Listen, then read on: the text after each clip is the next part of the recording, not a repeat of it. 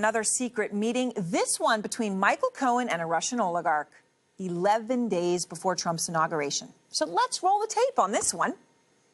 Victor Vekselberg is on the right. He's got a pea coat on and a hat, and that is the lobby of Trump Tower. He's there with his cousin, Andrew Intrater, who's standing on the left. They check in at the security desk, which is right there at the base of those elevators. Moments later, they enter the elevator that goes up to the Trump offices. Their destination, Michael Cohen's office, which is on the 26th floor, the same floor as his boss's, Donald Trump's. Now, a source tells us that Cohen and Vekselberg talked about improving U.S.-Russia relations. Let's just remind everybody, this is 11 days before the inauguration. 27 minutes later, there they go. The two men leave. They come back down.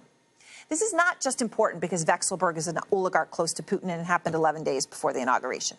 It is important for two other big reasons. One, Vekselberg's cousin, who you saw in the video with him, paid $580,000, Andrew Intrater, to Cohen.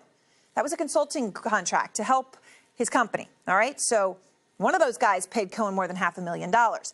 And by the way, the biggest client for Andrew Intrater's company, his cousin, Victor Vekselberg.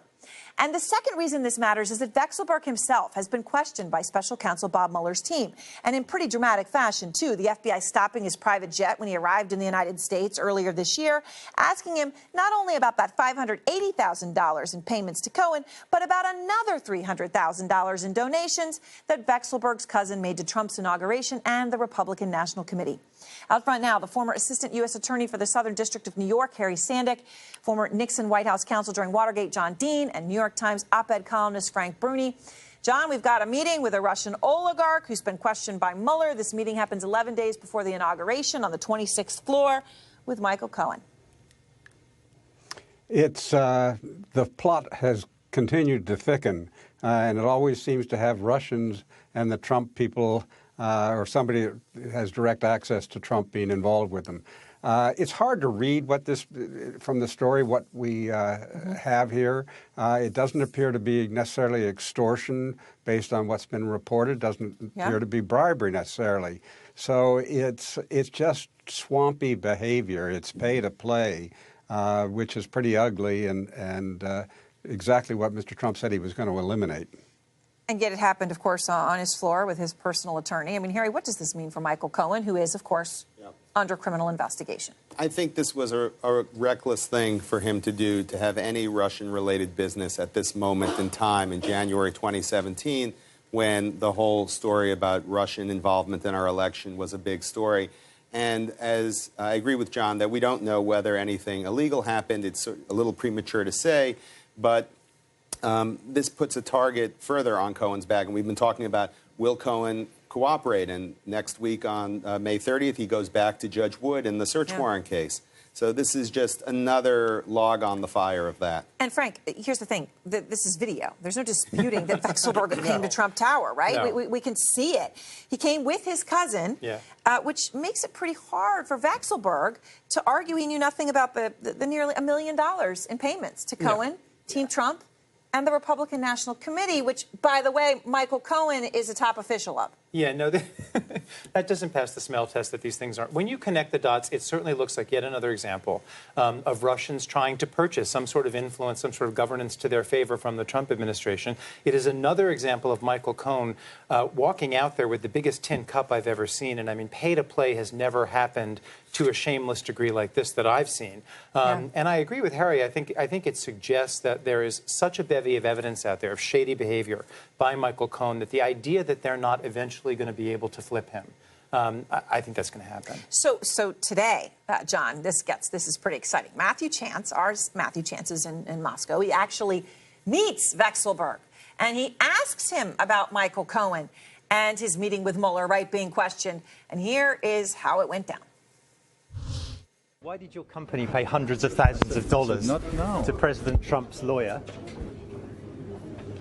Really appreciate it. Just later, okay? Yeah, really appreciate it. Was it to buy access to the president? I understand. You're so aggressive. Was it to buy access to the president? Please, later. Do you know that what did you get for the money? Please, later. You're so aggressive. I mean, oligarchs certainly are not used to being held accountable, John. No, they're not. He barely knows the name of the man he's being asked about and doesn't want to talk about him, what he does know. It's interesting. He obviously is used to spreading his money around and getting favors for it, particularly in Russia. It's a way of business there. So, I'm sure he was not happy to be pressed by CNN today. No, I mean, not. I think that would be a polite understatement. Frank, Cohen is under criminal investigation. Yet, we talk about $300,000 in payments, donations from Vexelberg's cousin's company to this to the RNC and the Trump inauguration. And yet, the RNC spokeswoman yesterday was asked about Michael Cohen. Right? Does he still work for the GOP? Right? He's under criminal investigation. Yeah. Okay. Here's how she answers. Last time we spoke, you had told me he was still working as a deputy finance chair for the RNC. Is that still the case? It is still the case. There's ongoing litigation, and we'll take it step by step. But yes, he is still. We got a whole new standard here. Steve Wynn's out, sexual harassment allegations. Right. Elliot Broidy out as deputy finance chair because he paid $1.6 million to a playmate during an extramarital affair who had an abortion. But if you're under criminal investigation, I mean, I think it's perverse that he's still working for the RNC, but I think what you see there and the reason he's still working for the RNC is this kind of defiance that mirrors Donald Trump's position about all this.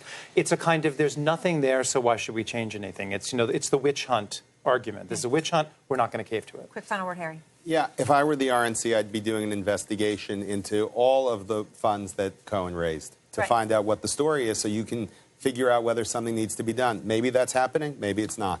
I don't know. To me, if someone's under criminal investigation, I would say, let's just, suspend you until we find out what happens. And maybe everything's fine and maybe everything isn't. But you don't continue. Seems absurd. Thank you all.